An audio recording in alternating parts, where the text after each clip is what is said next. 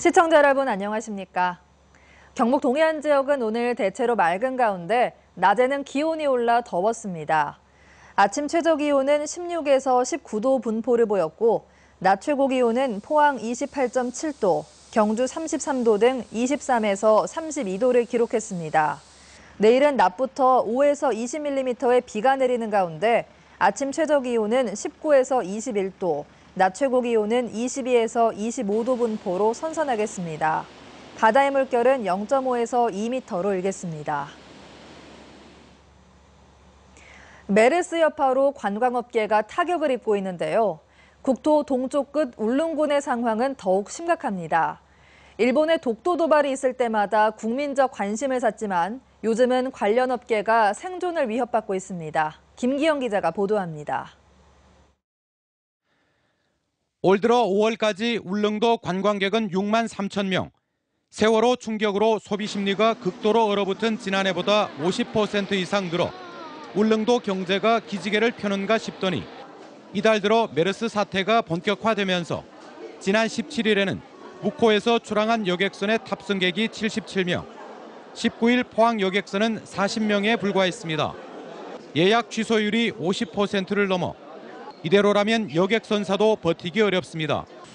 관광산업에 의존하는 지역 경제도 직격탄을 맞았습니다. 울릉군은 메르스 청정 지역임을 알려 관광 경기를 회복하기 위해 오늘 전군민 결의 대회를 갖습니다.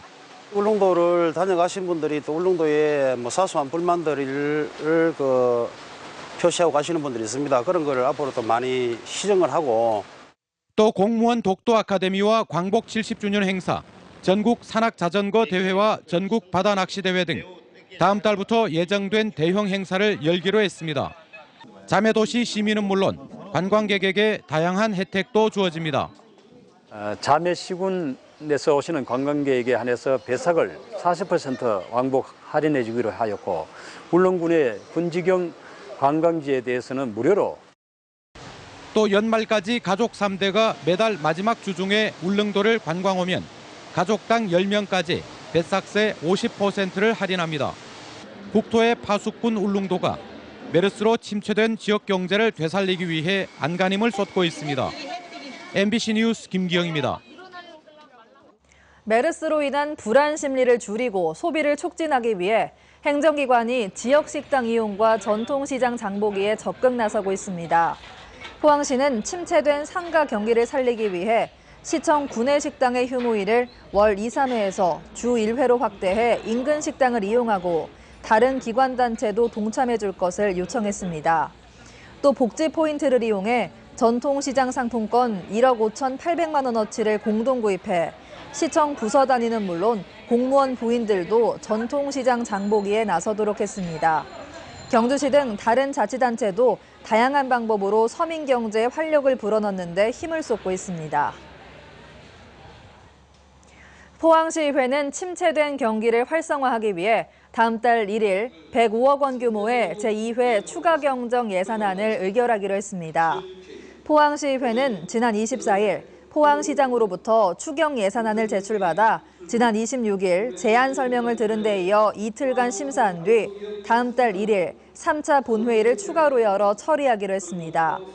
시의회는 메르스발 경기 침체로 큰 타격을 받고 있는 전통시장과 관광업계를 하루빨리 지원하기 위해 의사 일정을 변경해 예산안을 처리하기로 했다고 밝혔습니다.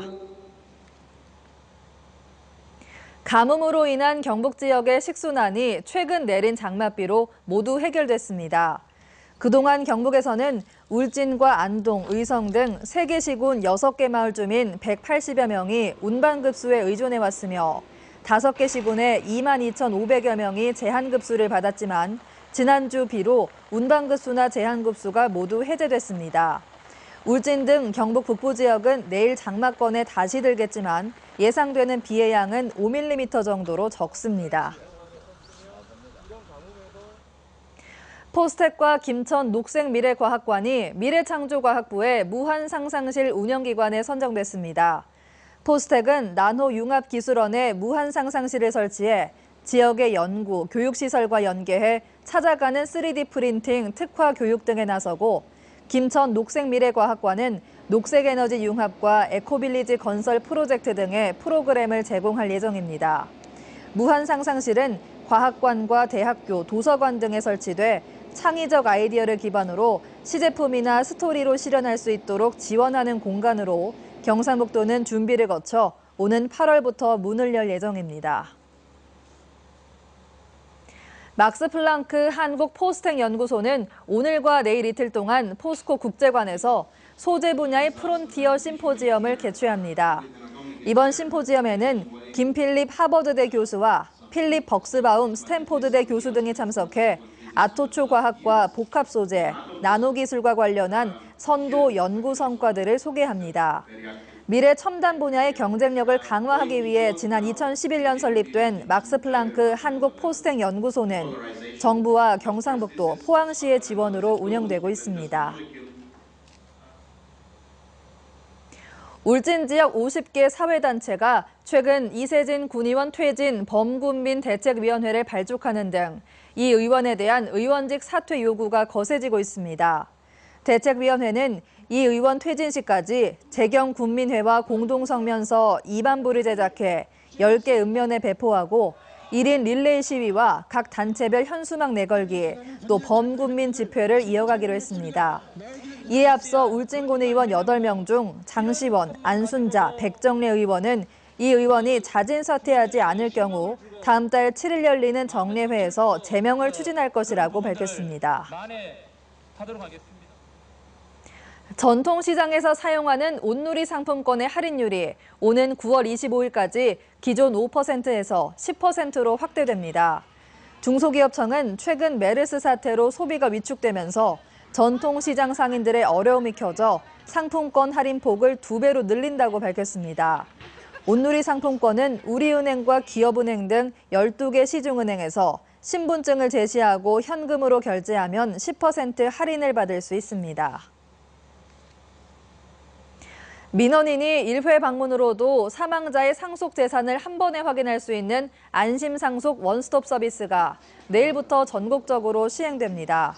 포항시는 이 제도가 시행되면 상속자들이 고인의 금융재산과 부동산 등을 알아보기 위해 국세청과 금융기관 등 7개 기관을 일일이 다녀야 하는 불편을 덜게 된다고 밝혔습니다.